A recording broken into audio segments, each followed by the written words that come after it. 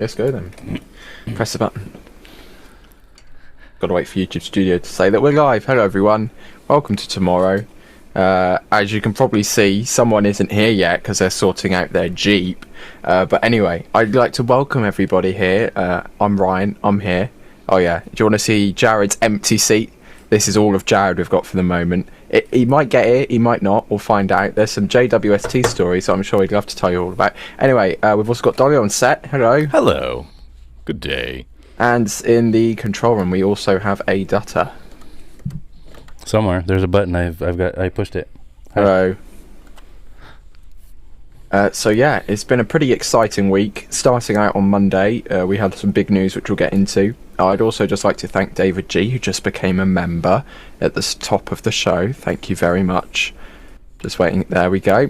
And there we go. On screen now. Thank you very much, David D. Hello, everybody. Where are we? Hello, Johnny Cheese. It is... Howdy. It is me, Bennett. It is me. Hello, Peratron. This is more difficult clicking the buttons and talking at the same time. Anyway, let's get into some stuff. Should we start at the top of the week, Monday? Artemis II. After many years of waiting, we finally know who's going to be going back to the moon, flying around the moon before Dear Moon. So these will be the first people to return to the moon's sphere of influence since 1972.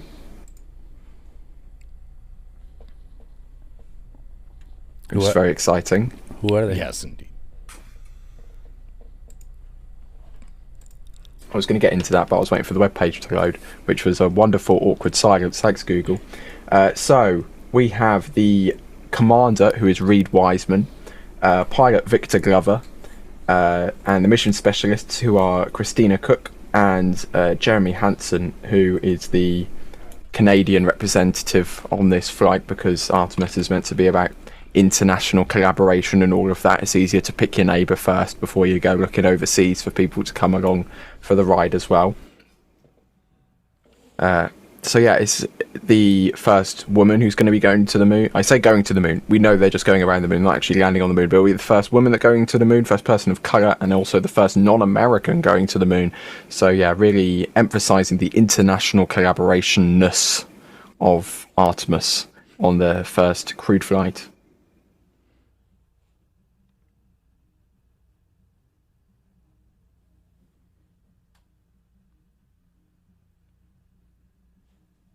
Looking for comments.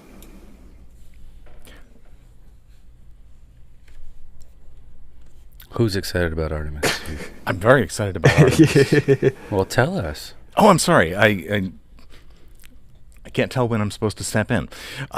Whenever you have something relevant to say. I see. Thank you very much. Just tell the English guy over in there to shut up and so you can talk. Okay. Yeah. Yes. Thank you, Ryan. That's how it works. I am very excited about Artemis. I'm equally excited about another list of people, but I don't want to change the subject. Going around the moon again, reestablishing us to Apollo 8, getting back up to Apollo 8. That's a pretty big step. My whole life has been waiting, so get on it. Okay, fine. Thank you. Yeah, that's a comment Johnny Johnny Cheese has, which is Artemis 2 equals Apollo 8, and that's essentially what this mission is. And Bennett is also asking if I wonder if they feel like Apollo 10, who were the rehearsal flight for Apollo 11, which did actually land on the moon. Mm-hmm. So yeah, I've been certainly seeing in the media the crew are very bubbly. They've got everyone's got a good personality, and yeah, they're doing good on the public relations side. At least they're four very friendly faces for the general public to be looking at as our kind of humanity's way of going back to the moon. Yeah. I've been watching some of these astronauts for years, and it seems like I recognize the women more than the men. I don't know. Is that my bias? But fine. I don't know. In my personal experience of it, I'm certainly recognizing the people who have flown more recently because they're kind of fresh in my memory. Like the people who flew, like Christina and Reed, that flew on missions earlier in the 2010s, is kind of like, it's refreshing my memory that they, it's going to sound horrible, but it's refreshing my memory that they actually exist. However, like Victor Glover, who was just on Crew 1, it's like, oh, I know who you are. So that's my personal experience at least. Yeah, it's good to follow them. It feels like a continuous story and not just like bit parts. Eka says that they're much more excited over something likely to go on the 17th or a bit later this month. I think at least for this month we are, but we'll get onto that a bit later. Hopefully when Jared shows up, which I'm hoping won't be. I'm so too excited long. I can only barely not change the subject. Please continue. Yeah. Eka also saying Apollo 8, the sequel, which I'd argue was Apollo 10, but certainly for the 21st century analog to Apollo 8 is going to be Artemis II, which is it's very exciting to see that kind of mission happening now. It's always been historical, at least for me and the majority of people alive today. It's something that is in the past, probably didn't happen when they were alive, but this kind of mission is just really exciting. And Bennett saying orange rocket good. And yeah, these will also be the first 4 people, assuming it's not the backup crew, these will be the first 4 people to fly on SLS, which will be, I'm sure, very exciting, because that's one very powerful rocket, and especially for what's his name, Jeremy Hansen, the Canadian, it's his first flight. So yeah, a rookie on a lunar mission is quite something. There was a bump. I heard a bump. Is it supposed to do that? Yeah, orange rockets in general good. I bet chat could tell me whether, say, orange rockets as a set have a better success rate over time than non-orange rockets. I'm betting that that's actually true. I would say that blue rockets are more successful than non-blue rockets. Well, that could also be true. That's a completely different set, because There's also- you're there's only al- talking about in the set of non-orange rockets. There's also green rockets. Yes, green rockets. Those are pretty successful. Okay, good. Apparently, color is not a determining characteristic in the success of rockets. Who knew? So Aravel is asked, I wonder when they'll announce the backup crew, and I think they did, but I can't remember who they are, and I'm looking. Let me try look more. I'll do a better job at researching. Where are we?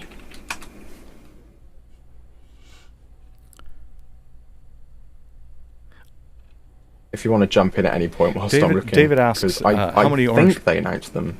David asks how many orange rockets have there actually been, and I wouldn't know the sum total, but I can think of 3 categories. Obviously, all of the space shuttle, once they painted them orange, and then the Delta IVs, and then of course the new SLS.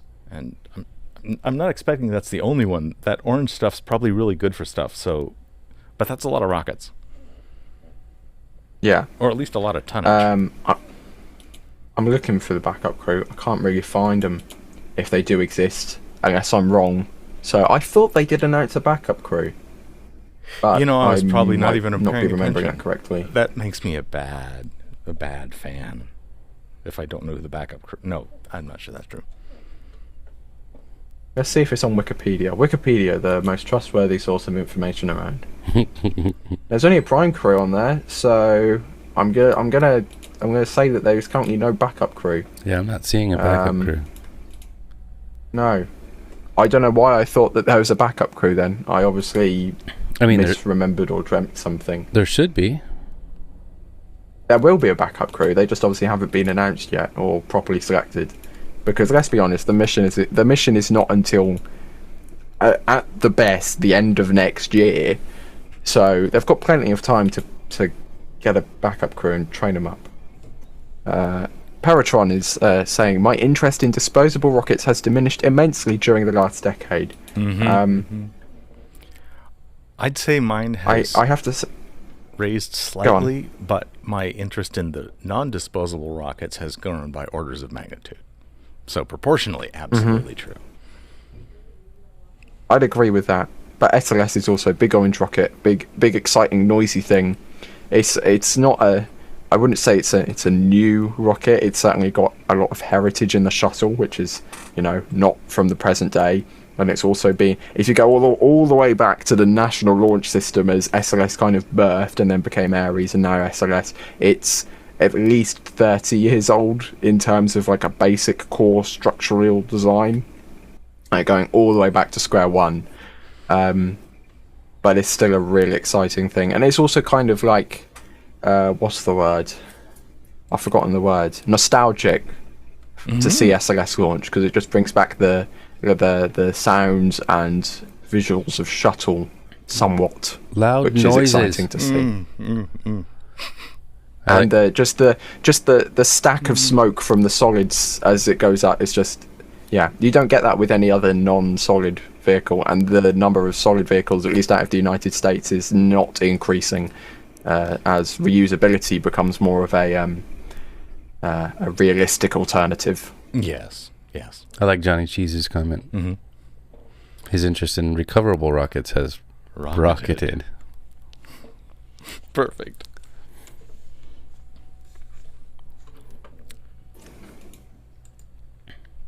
Ryan, is that the next subject? Or are we still on the unless crew anyone of else Artemis? has any comments on Artemis II. Augustine is saying, send Bill Nelson. He beat the age record previously set by John Glenn. There you go. I feel like Bill Nelson's position as the administrator of NASA rather than a crew member is his priority at the moment.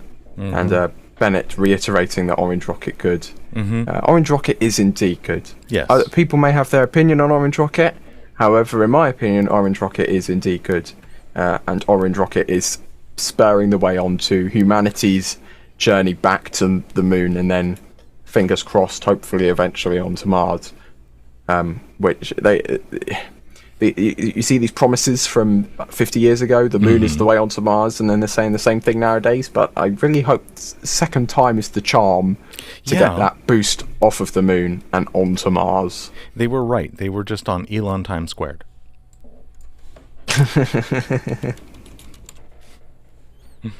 Aravale saying that in a retrospect we should have seen Reed Wiseman coming since he stepped down as head of the astronaut office just this fall.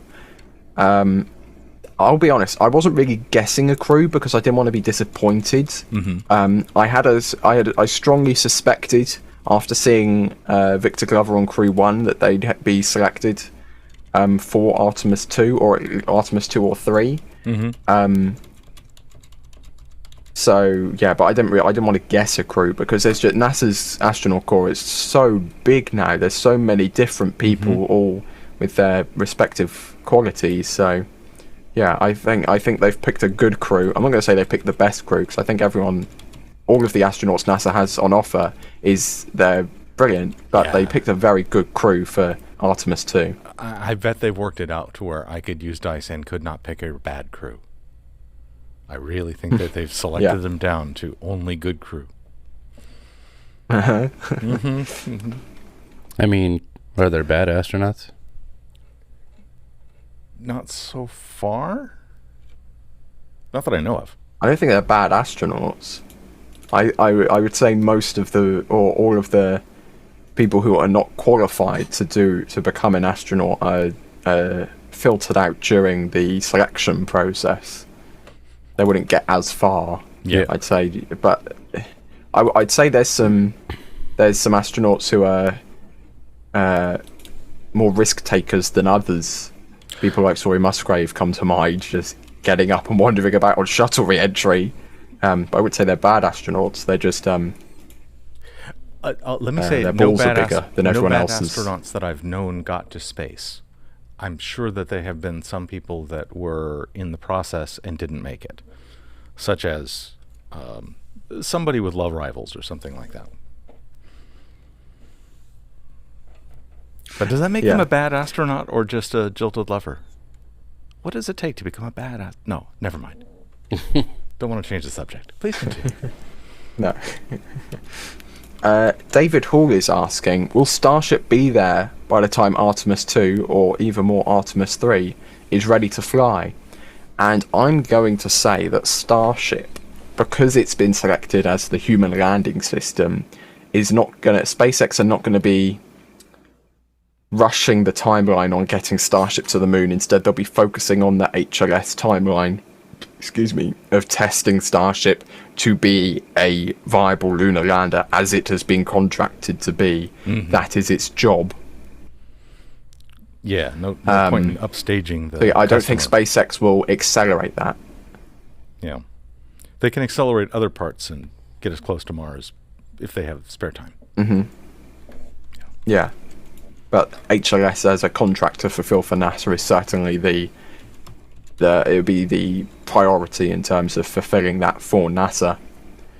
And Johnny Cheese bringing up a good point, which is that Christina Cook took part in the first all-female extravehicular activity outside of the ISS in 2019 with Jessica Meir, which, again, a very substantial moment in human exploration of outer space. But yeah, it's good to see that Christina is also in the Artemis II crew. Bennett Elder saying, stirring the tanks when Tom Hanks isn't in the room, that's a bad astronaut. And Raul Santos having a point, which I was thinking maybe a bad person, but not a bad astronaut. Yeah, standards are different. I'd agree with that one.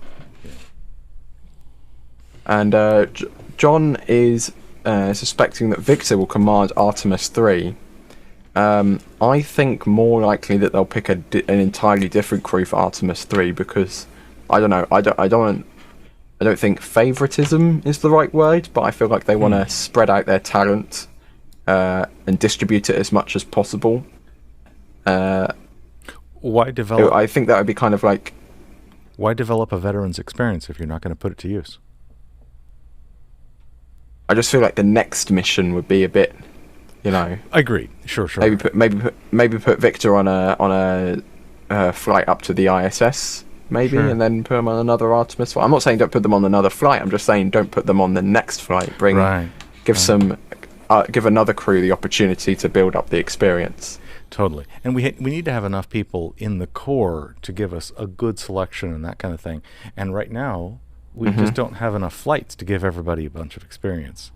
In the long run, I really hope that the problem is that our astronaut corps is too overworked. I want that. Yeah. So we have to expand the astronaut corps because there's just too much. No. They're on strike for working conditions. You're sending them up in space too much. They need more time at home with their families. David Hall saying there's always Artemis 4 or 5, probably. And yeah, I really do hope that we get past the initial flights and it's not a repeat of the Apollo program where the budget dries up and we can't get any further. But I do have. I'm optimistic that the commercial aspect of Artemis, that even if the SLS money dries up, that the commercial companies developing vehicles will be able to still get us to the moon and to Mars and beyond, and that Artemis is just the beginning of this drive for exploration that humanity currently has. Should I say the elephant in the room? Should I lay in anybody who's not aware of what we're saying here that when Starship comes online and becomes commercially viable, SLS is a bridge to nowhere? And the whole job will be done by Starship or other ships of a similar nature? Should I ask that? SLS is... Not if Congress has anything to do with it. Good point. Congress wants SLS. Congress for the orange tank. Good. Go. Make it go. Yeah. Congress is Team Orange Tank all the way. Okay. Oh, yeah, that does change things. Okay, go ahead.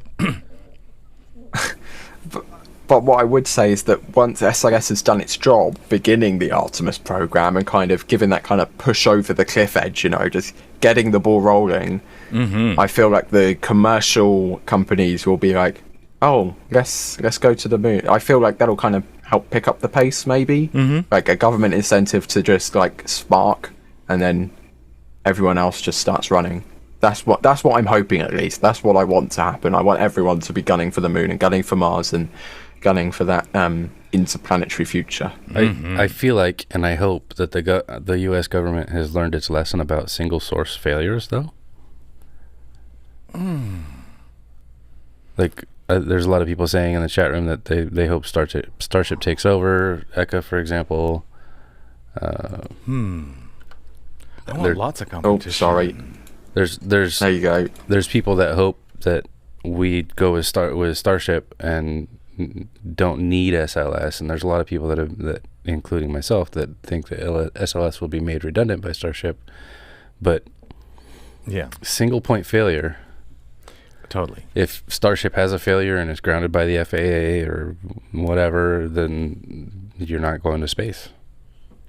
Go Neutron. Yeah. Go Rocket Labs. Go. Yeah, Vulcan, there's more in the pipeline, but they're not here. Blue Origin. Go. They're not here. I mean, Starship technically isn't here. Whether it goes Somebody on Monday or VO. not, then. But VO's not flying meat. Yeah. Somebody resurrect VO quick. VO's not flying meat Yet. Talk to Peter about hats. Flying meat.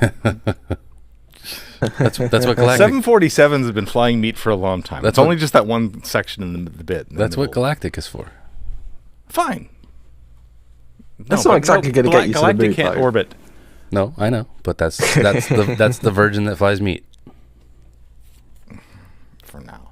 Fine. Johnny Cheese also has a point, which is there are a lot of unused RS-25 still just laying around, and I wouldn't say. Well, I think they should probably go to museums rather than get dumped into the ocean, because that's cool kit. But again, they have the US government has engines, and the US government wants to use the engines for the engine's intended purpose, which is to power rockets. So yeah, and they're not mine to control; they're there to control. Is an RS-25 in a museum ever something that truly lived? As long as we have a few of them to look at, isn't that enough? I bet you. Are we going to have any left? They're all just going to get dumped in the ocean. Well, there's already one next to Endeavour in Los Angeles. I bet you could find homes for them. Yeah, I mean, let's keep a dozen around. Okay, no, I don't want to throw them all away, but use them up. Some of them have been used before, haven't they? Oh yeah, but they're just going to use them up. They're no longer trying to invest them into reusables. Yeah.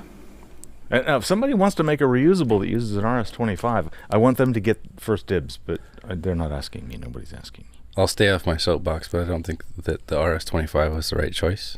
Okay. And I don't think that the money spent in development to make we already have it, something that could actually be used for SLS was a good use of the money. Yeah. What do you prefer, something like an has RL-10? What do you prefer to the RS-25 for that purpose? If you designed the requirements, right? So what are your requirements? Unfortunately, Congress said, it should use shuttle hardware. Yeah. So everybody took that as it's supposed to use shuttle hardware, but you can make an engine that's at least a percent or more lighter, fewer components, okay, cheaper than what RS-25s are that would be fit for purpose, rather than spending a buttload of money developing a new engine from an RS-25 that was supposed to be the one that you used, and then calling it an RS-25, and then throwing it away. Oh, I see. So you're saying that the upgrades they did on the RS-25, if they had put those into a different kind of development, they'd have gained more benefit. Yes. Thanks. Cool. Dutta is wise. Dutta knows things. Yeah, as Bennett says, Dutta is wise. And Johnny's saying, Dutta is good.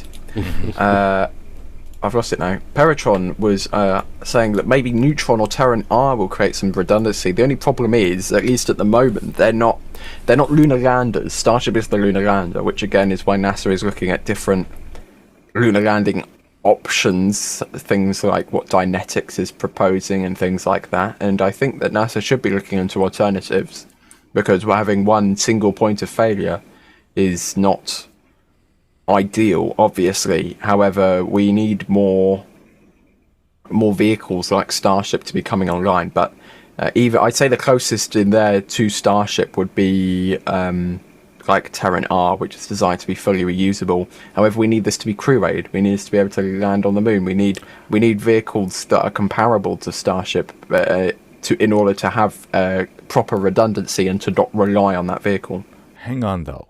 I don't need all of my stuff to be crew rated like we used to have with the Ares, like they had a crew and a much larger thing. I could have my not crew go up on a different ship and have a much smaller crew rated ship like we already have with Dragon or whatever. Take the crew up. Would that make sense? Because if I crew rate something, is it less efficient? Do I get less? Whereas if I don't crew rate something, can I get a cheaper price per orbit for all this propellant and the habitat that I'm going to use and all that weight? It certainly costs less to make something that's not crew rated versus crew rating. Yeah, and I'm wondering, does it cost less? But how does crew rated use? big count, though? Well, I think crew rating, part of it is that you have more Paperwork. more over design. Yes, more paperwork, but also more over design. So the net performance is less because you're pushing the hardware less dangerously, something like that. Bigger margins. So bigger margins means less payload for the same dollar, right? Anyway, please continue. Landing a crew in a vehicle on the moon, that's crew rated, right? But returning a crew to Earth during re-entry, I'd argue, is more of a different thing. Still crew rated. Yeah, still got to grade that for crew. And all I'm thinking about is that so much of the mission at every stage is like overwhelmingly propellant and consumables and things of that order, that if you lift that stuff on the non-crew rated, you're still talking about 90% of the mass or something. I don't know. I'm just thinking, if you use a Dragon to dock with a vehicle on orbit and then send that vehicle off to the moon, you already have to crew rate that vehicle. So what's the point of having the Dragon? I think crew rating for interorbital, train of thought. Crew rating for orbital is probably way, way, way easier than crew rating for transition through the atmosphere in either direction. Yes, paperwork, or how do you prove that? I wouldn't want to be the person who proves that.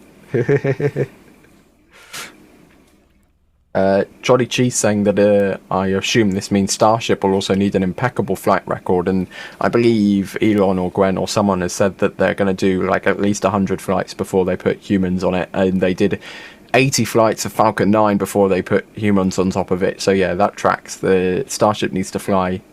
Oh, look who it is. What side do I need to go on? That side.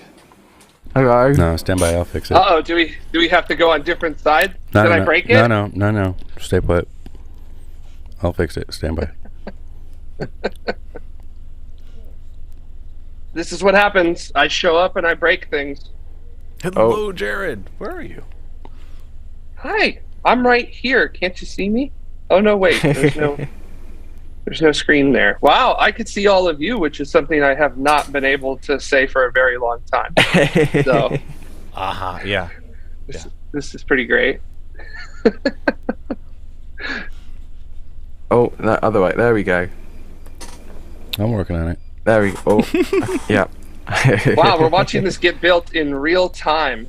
Screw it. We'll do it live. We'll do it live. Yeah. Yeah, Arvale, I'm glad you like my right shoulder. Yeah, isn't it nice? Oh, there it goes. Sorry, I'm sorry, Arvale, but we lost it. We lost the shoulder there. So there we go. So what am I interrupting? We were just chatting about crew rating moon stuff and Artemis and things like that. Yeah, if we want to fly crew, can we split that? Can we split the load up to non-crew rated for efficiency purposes, or availability of smaller craft that are crew rated when we don't have larger craft that would do the whole mission in one go? That kind of thing. Gotcha. So having two separate vehicles, one for carrying cargo, the other for carrying crew, essentially. Yeah, and mostly that was an answer to how do we have enough redundancy in crew rating ways to get off, and I'd say, just allow different scales to be applicable, so we don't have to and I have think, three separate super heavy crew rated vehicles competing with each other at the same time. Yeah, and I think it's important as well to keep that cargo and the crew separate from each other. That was one of the big failings of the space shuttle, was that you had to have both together at the same time, and that increased the risk, and that's not exactly great. So, the dog's showing up. Hi. Matty's saying, yes, Jared, give us your professional input on this as an astrologist.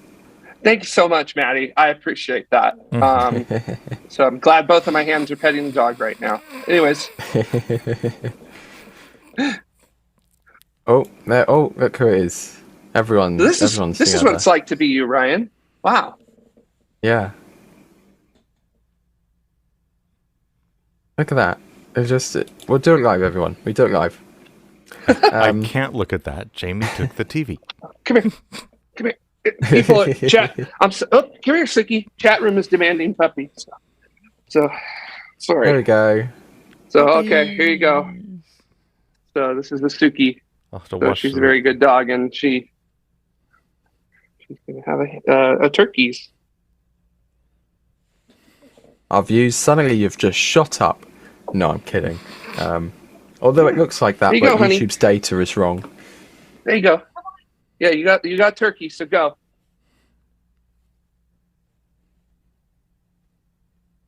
Kylie W saying, welcome to what my work day of video meetings look like. Isn't it wonderful? Erudite, first doggo to the moon.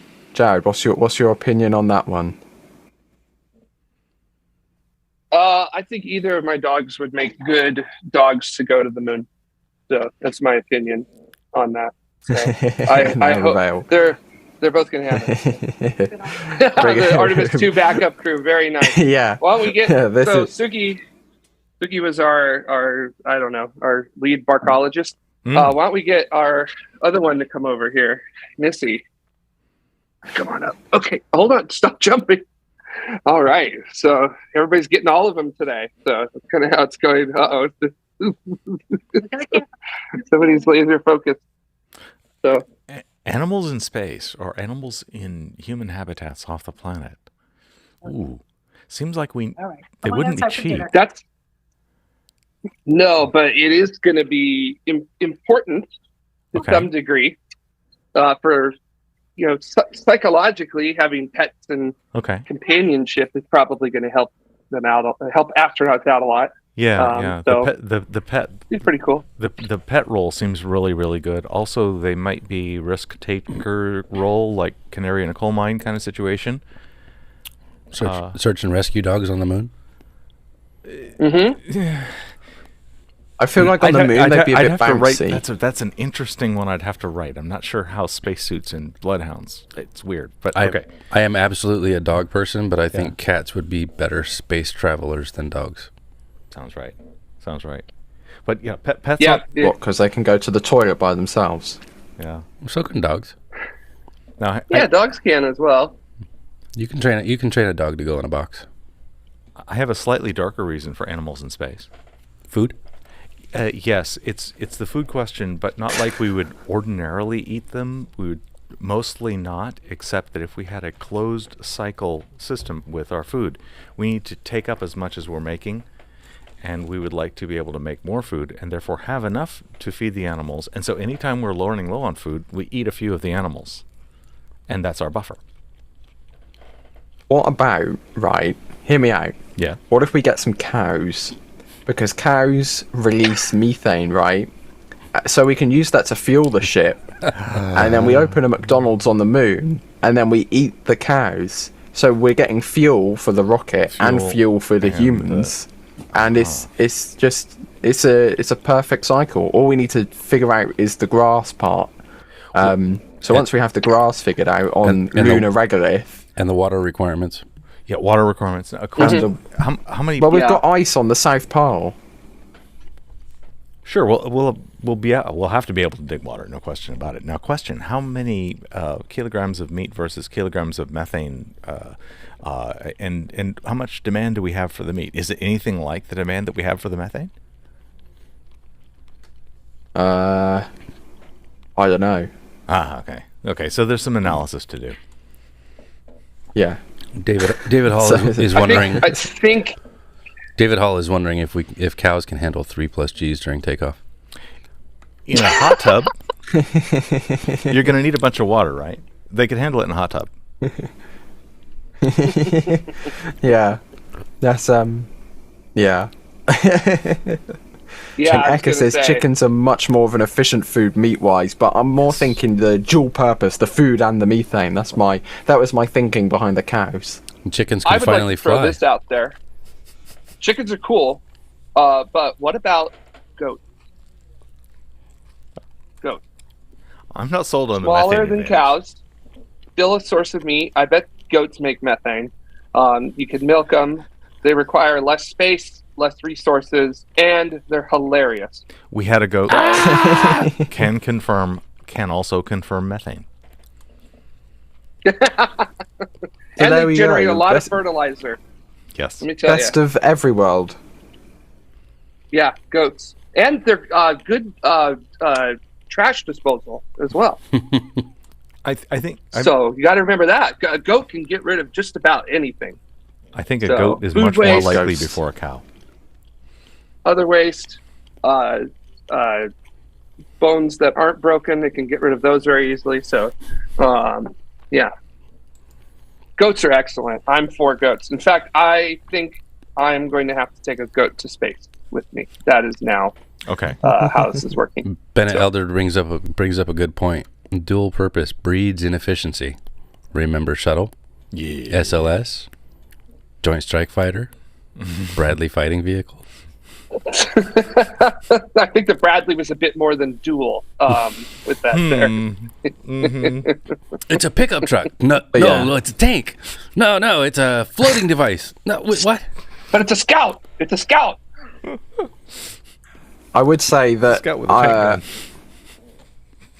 finding an analog for this is difficult, but I think the passenger and cargo airline kind of industry, it will be a somewhat decent analog for what will eventually end up having scheduled flights on crewed vehicles to take the people there, and then scheduled flights on cargo vehicles to take the cargo there. You occasionally have your extra cargo on a commercial passenger flight, but the vast majority of it goes in a dedicated cargo aircraft. So I feel like that model, as is already being proved with Crew Dragon, Cargo Dragon, Soyuz Progress, that is going to be crucial for the future, and not trying to mix things like we did on Shuttle.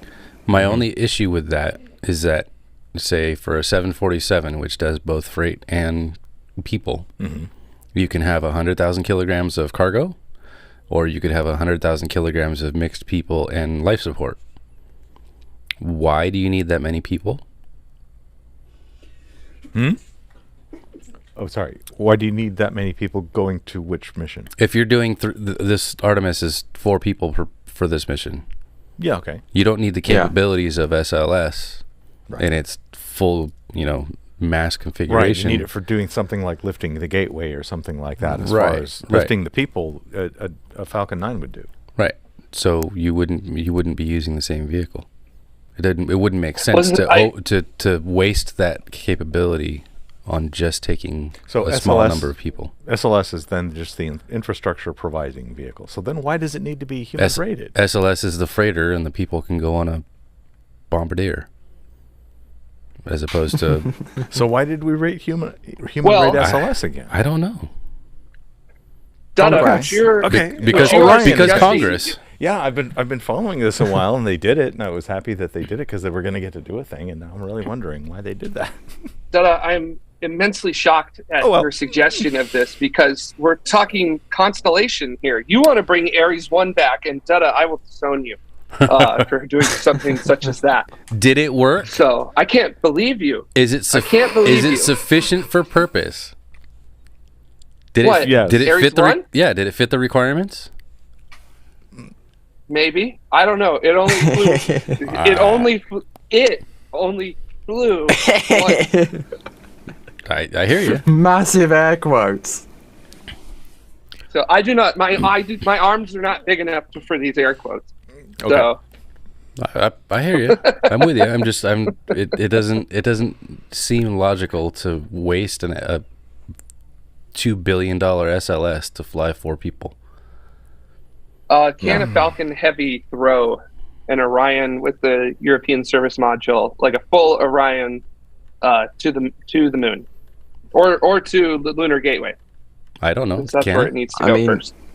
Falcon Heavy is going to be launching Dragon. Well, it's going to apparently be launching Dragon XL. We haven't heard about it for what feels like ages, because it has been ages. But yeah, Falcon Heavy is going to be supposedly launching Dragon XL to Gateway, and I'd imagine if it can launch a bigger Dragon to Gateway, it can launch Orion to the Gateway. So I'm gonna laugh if they stick a Dragon XL on top of Super Heavy, and then that's how they do it. So put a Dragon XL inside of Starship, because they don't want to dock Starship to Gateway because it would be bigger than the actual station itself. Since there's a question in the chat room that says Dragon XL, that is the, I guess what I call it, commercial lunar cargo services vehicle that NASA has. I'll see if I can get an image SpaceX of it right now. So, and it's going to be a supply ship for the Lunar Gateway Station. So it's one of several, I believe. Actually, I think I got another. Is Northrop Grumman flying a modified Cygnus? I think as well, or am I thinking of something else? I don't think so, but Dragon XL, okay. I'm just reading the NSF article from over 3 years ago now, sorry. Wow. And that's literally the last time we heard about it. Dragon XL revealed as NASA ties SpaceX to Lunar Gateway supply contract. It's essentially the commercial resupply cargo vehicle for Gateway, and it looks like a Cygnus, except it's white like Dragon. Mm-hmm. So why do you need Dragon XL if you've got Starship? Congress, I don't know. It seems a bit redundant, but I think, is docking Starship to Gateway a bit, because Starship's huge. You want to try dock that to a flimsy space station?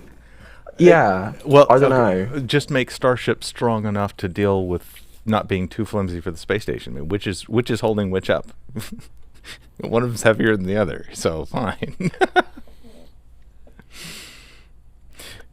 I don't know what the point of Dragon XL is, but Dragon XL was also before HLS, so sure. Maybe Starship wasn't seen as a thing by NASA at that point. I don't know, but yeah. Yeah. Dragon XL. Take a Dragon, take the heat shield and the cone off, put a big cylinder on it, paint it white. Yeah, and someone in our chat room, I missed it in there, so saying that that Dragon XL will not be flying, actually, and I have not been able to find that. So yeah, we can neither confirm nor deny. So and at least hear it tomorrow. Unlike some places, we try to get it right. So yeah. So yeah, I'm on the hunt for that, actually, to try to find it, but I'm not seeing it immediately. Or avail. That's a very good point. That's at least 3XL. At lots of X's. Yeah. Yeah. So it does make sense for the person who said John, hey John Benstead, good to see from you, saying that Starship is going to take over the job Dragon XL was supposed to do. So interesting. I've not seen an official thing with that, but also that would make I haven't either. a lot of sense. It would make a lot of sense to be announced. So yeah, I mean, I suspect Dragon XL is not going to be a thing. However, we haven't had that confirmed or denied or anything official. We haven't. Dragon XL has gone radio silent for literally 3 years straight. So it's a strange thing. I was going to say in mid 2021, NASA asked them to delay the work on Dragon XL because of funding, of course. So yeah, I hate it when that happens. And then also, David Hall has a really good point here, which I think is something that in most conversation about Super Heavy Starship gets lost, which is that NASA simply can't change over until Starship is a well-established, safe thing. So, I mean, I hate to always say it this way, but Starship, just because they have a vehicle on the pad and getting ready with things, just because you have Starship ready to go, doesn't mean that it's actually going to end up being a successful launch vehicle. I would argue that SpaceX is a lot like JPL, which has never bet against them, but at the same time, there needs to be that proven capability of something. So there's going to be a little bit of flights that are going to have to make that happen. Never bet against them unless they have to meet a deadline. Mm-hmm. Yeah, I was going to say, on any given single day, bet against them all you like. You'll do fine. But in the long run. Yeah. Mm-hmm. Yeah. Very cool. Erudite has a concern, which Jared, you've been quite vocal about before. Speaking of Starship, I have a concern.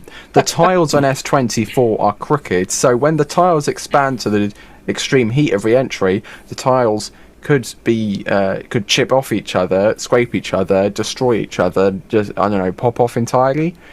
I mean, we're going to have an orbital test flight in a week or so, maybe. I don't know, or Elon time.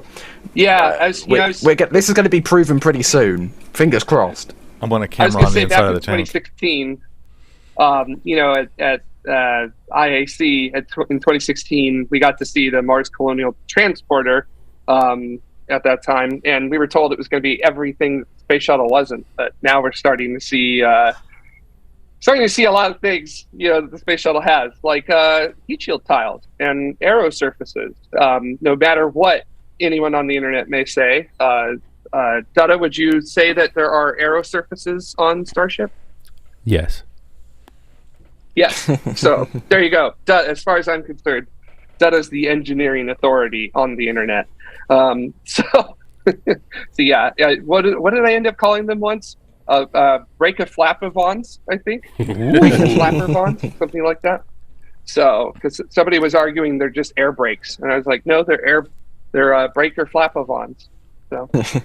Bennett Elder says, but those were 70s tiles. But I'd also argue that they're still tiles. You kind of have tiles. to put your tiles on correctly. You can't have them gutting out like a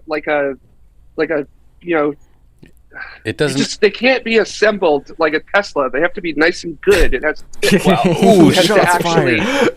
It has to be like a Lucid or a Jeep. It has to fit well, and it has to. A Jeep. You want a Jeep spaceship? You want a spaceship that'll break down halfway to your destination, do you, Jared? We want the Apollo electricity to work. Jeep.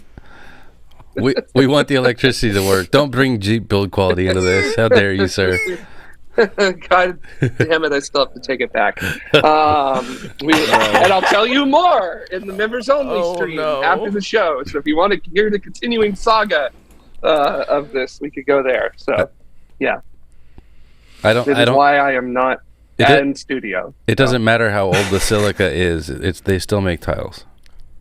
Yep. Yes. So I really want to I really want a camera on the inside of the tank, so in case any of those tiles go on, we have a little bright spot on the tank. Boom! I want to see that bright spot before it. Anyway.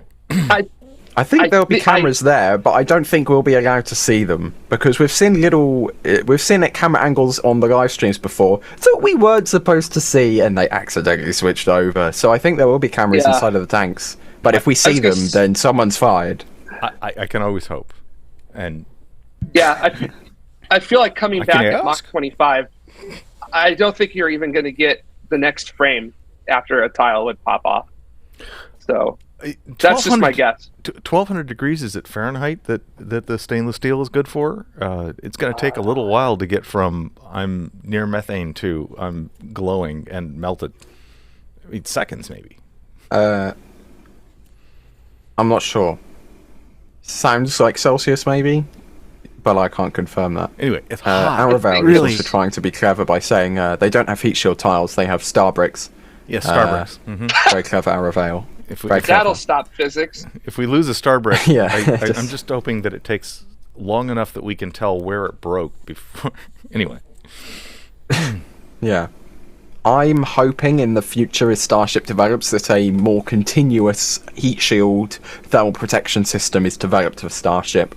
I don't want star bricks to be the final answer because tiles are very... there's 17,000 tiles on Starship, right?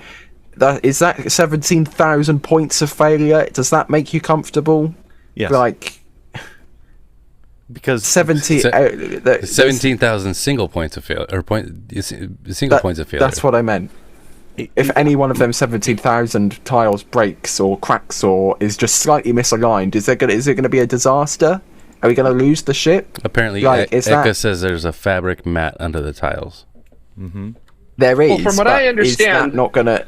The point of the tile is to protect against the heat. If you lose the tile, the fabric mat isn't... If the fabric mat was meant to be the thing it's meant to be facing, the fabric mat would be the thing. There wouldn't be tiles.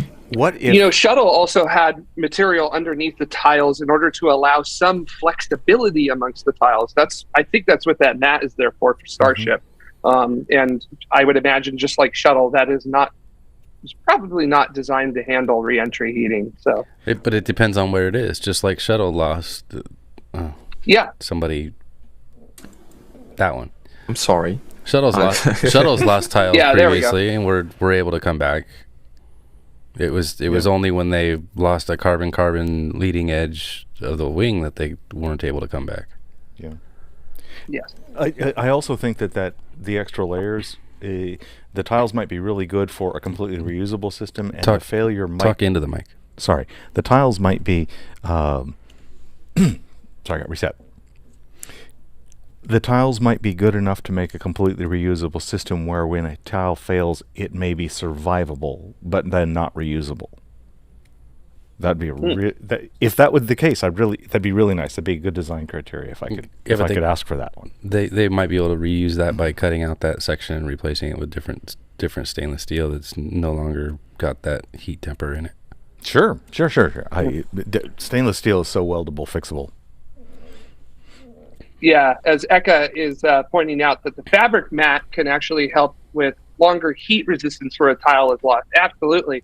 That's definitely a advantage of it. And then also, Eka, you're pointing out stainless steel can also distribute heat, which is good. So overall, there are good design decisions here, but there's also a lot of design decisions I would say are like the same things that happened with Shuttle. Yeah. So, right? Thermal tiles, aero surfaces, no abort system, I'm not going to fly on a Starship. Personally, myself, I'm not going to fly on a Starship. So Tim Dodd will take care of that risk for you. Wait. Yes, we'll let Tim fly on it. So, but hopefully, what about if they changed the thermal protection system though to away from tiles to a continuous kind of thing? There's a problem. No, I want an abort system. So okay, you work on the abort system. I want the ability that if there's a bad day, I want to be able to get away from it. Yeah. Well, your Alaska Airlines no longer lounge 737 doesn't have an abort system, does it? That's correct. But it has redundancy built into it, so which is what I appreciate. So redundancy is good. Tiles... Also, the comparison of aircraft and spacecraft often drives me nuts because the tolerances and other things like that are not even in the same universe in that region. So, that's Ryan. You've activated one of my pet peeves.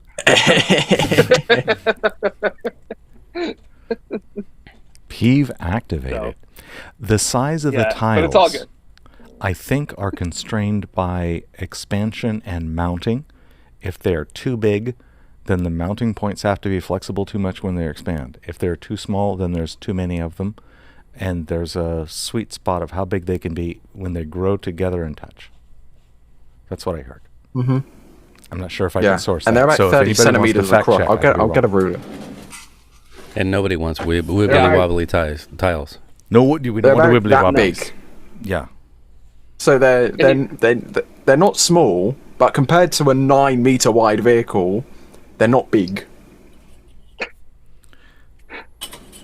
Yeah, and you would like them typically smoothly attached. So you want that nice laminar flow over them. So which is not. Why do we want that? That's not going to happen. Why do we want laminar flow? Flight, I can tell you that. Why would we want laminar flow? You want smooth. Because you want smooth at Mach 25. You want your fluid, if you will, moving over the surface, to be doing that as nicely as possible. I want maximum drag, not minimum. I'm not sure that's correct, Jared. Are you? You know what? I think you might be right. I think I think I'm wrong on that front. You're correct. What an uneven surface will give you is heat concentrations in the tiles. So where they stick it up into the airflow more than others, they're going to heat up more. If the design is capable of withstanding that, then more perturbations on the surface of the vehicle will slow you down more effectively. Yes. Yeah, and also I think a really good point to prove myself wrong even further from something that I know. I always like proving myself wrong.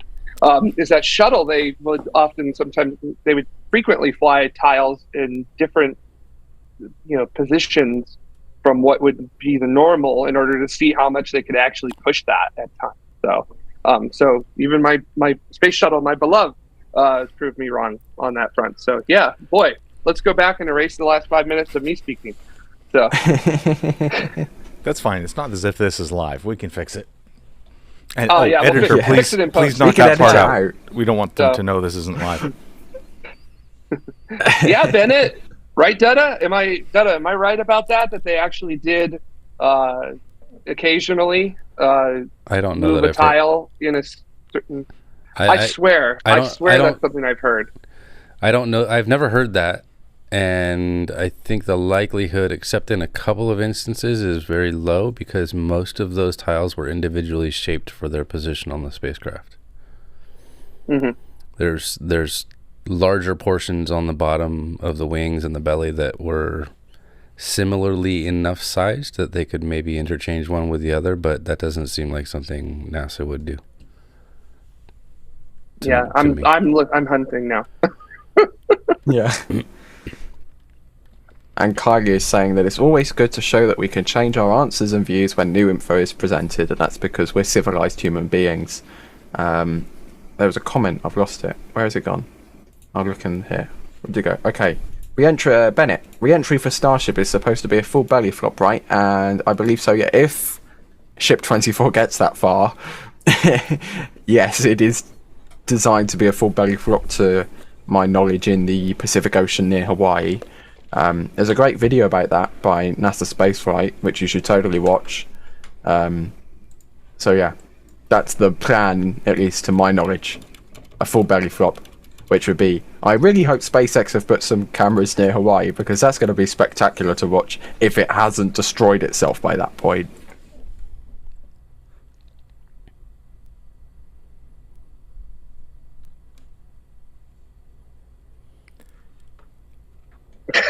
Silence. I noticed that it seems like we disagrees, haven't gotten to when Starship might launch. We haven't talked about that this show yet. No. When might Starship launch? What do we know about when might Starship launch? I just want to say this real quick, which is that I have found that on STS-119, they did what was called the Boundary Layer Transition Detailed Test Objective, where one of the thermal protection system tiles was raised 6 millimeters above all the others, so that they could generate a boundary layer transition. So there you go. And Excellent. It was repeated on STS-128, and they moved it up 9 millimeters, so that way they could get it at an even higher velocity, so that way they could get even more heat out of it there. But was that modifying the design for the tile that goes in that position, or was that using another tile from another place in the vehicle and placing it there? Because that's a subtle distinction. I'm assuming that with the way with the way it's worded, it says that the one tile of the thermal protection system was raised. So I assume that means same tile, but it was raised up. Okay, so not interchangeable. That's my assumption. Not interchangeable tiles, but modifying the positioning of the tile for that specific location by putting shim or something underneath it. Yeah. Okay. Yeah. And actually, there's an article by Chris G for that on NASA Spaceflight. Good job. Sweet. Yeah. Chris G. Arvale. Oh, now I'm only slightly sad because I'm not going to hear from Chris G much. Is that sad? I think it's worth it. By the way, Chris G is, as far as I understand, now working on internal communications for Company X. And go, Chris! Oh, thank you. Yeah. I think that's all we'll know.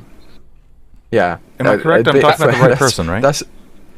Yeah, at least that's what his Twitter bio says. But yeah, I think that's all we'll know with the restrictive access that there are to aerospace companies. Mm-hmm. Okay. So by the way, STS-119, it was 22 tiles and 20 gap filters that they did this with. And what I'm seeing in the experiment, the paper that that's displayed at ntrs.nasa.gov, is it was a special tile made for that function. Gotcha. Okay. So it was a tile that fit in that hole that normally goes there, but they modified the surface of the tile to have a perturbation on it. Gotcha. So essentially, I've been wrong all day today. Well, they didn't swap them. How was that wrong? But they did play with having tiles stick out into the airstream more than others. So they ruined the tiles to see what would happen. Well, they did this. Zooms into PDF. Yep. Here we go. So they dented it. No, they made it stick up. They made a sticky uppy part of the tile. Of that tile. Oh, okay. I see now. Yeah, some sticky uppy bits. Right. Wow. And actually, Blackbird here that's different from having interchangeable tiles. Did we address this one here? Because Blackbird asked, does SpaceX have a plan for that? Yeah, because I mean that was a huge post-flight maintenance pain for shuttle was the tiles. I wonder. I certainly think if they get S-24 back, there'll definitely be a big inspection. The first Starship they get back, right? That's going to be a massive inspection of that vehicle to see what on earth happened. But eventually, hundreds of flights in, if Starship to work as Starship is intended to work, the post-flight recovery process needs to be lifting it up, putting it on top of another booster, and launching it straight away again. That's the ideal way that Starship will work, especially for like tanker variants and stuff like that. Yeah, sure. In the long run. And I imagine that first flight is also probably going to be happening a little more towards the end of April as opposed to the mid of April. So we'll have to see. So as far as I know, they saying that the weather is looking a lot better for Thursday than it is for Monday the 17th. Mm-hmm. Go figure. Yeah. Less clouds. Wait, more clouds? What? It depends on where you're watching from. Yeah, and hopefully no problems with the ground umbilical carrier plate. They don't have one. So there'll be no problems with the ground umbilical carrier plate. Saying that just and Peritron, Peritron really hitting the nail on the head here. From catch straight to stack. That's the Starship master plan. That's what Elon wants. So, yeah. Yeah. Which if it can pull that off, that's going to be absolutely spectacular. And get it back again. Yeah. Ground umbilical carrier plate in chat saying no problem. Well played, ground umbilical carrier plate. Well played. And Jacob saying that the WB57 926 has an imaging placeholder for April 27th. Well, I know they had imaging placeholders for Monday and Tuesday. This coming Monday and Tuesday.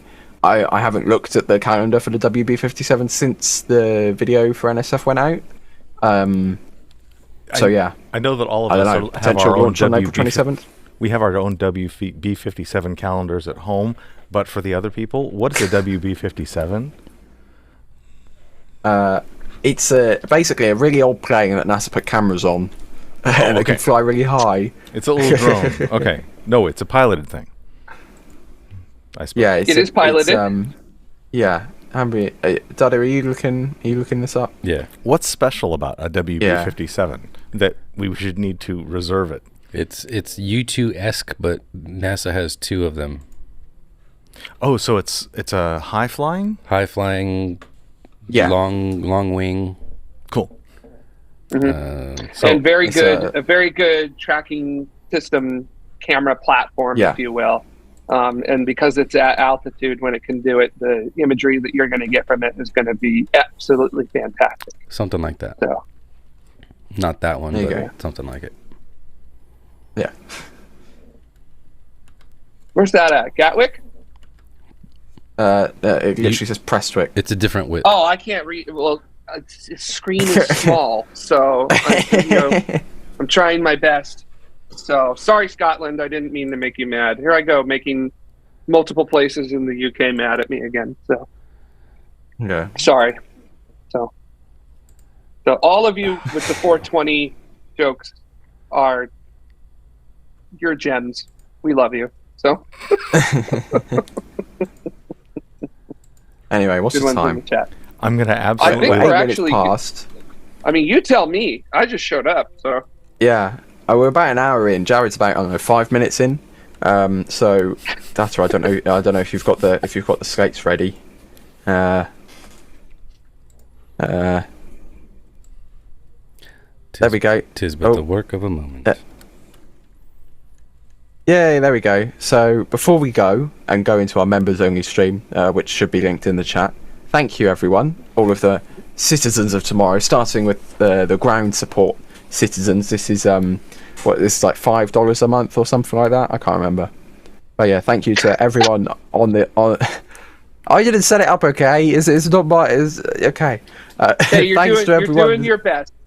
Yeah, thanks to all the ground support citizens who, all of these wonderful people on your screen, stepping up from ground support. We also have suborbital, who don't have just enough velocity to get to orbit, but they do get high in the atmosphere. So thank you, all of these people. I can't remember. Is this like $10 or something? Maybe, I don't know. And then increasing our velocity, we get to orbital, which is like $20 a month or something like that. Thank you to all of these people who help to keep making the shows possible, pay for all the things that keeps tomorrow going. And then we have escape velocity, who have left Earth entirely and give us a stupid amount of money every month to keep tomorrow going. And then we have our speaking tomorrow of Model stupid 33 Speaking of stupid amounts of money. stupid amounts of money, and even stupider amount of money, we have Neurostream, our tomorrow Model 33 Plaid Pro Plus citizen. So thank you very much for all of your contributions, especially to Neurostream. Absolute legend as always. So yeah, that's everybody who helps to keep the lights on, the show running, the hamsters wheels turning. We also have our system support members. They don't get their names in the show, but all 200 and more of you who support on that level, thank you so much for your contributions. It goes a long way in keeping the show going, because ad revenue, especially for live streams, is barely enough to do anything. So yeah, the crowdfunding contributions from everybody is very well appreciated, and it goes a long way in helping to make something like this financially viable, where we can have people physically in studio. Jared normally, but Jeep. Sadly, his Jeep still doesn't work. Is your Jeep work? No, let's save that for member show. Save the Jeep for the member show, which we're about to go into. So thanks everybody for watching. I'm going to press the button. If you remember, click the button, and we'll see you over there. So yeah, I'm going to click the button now. Bye everyone.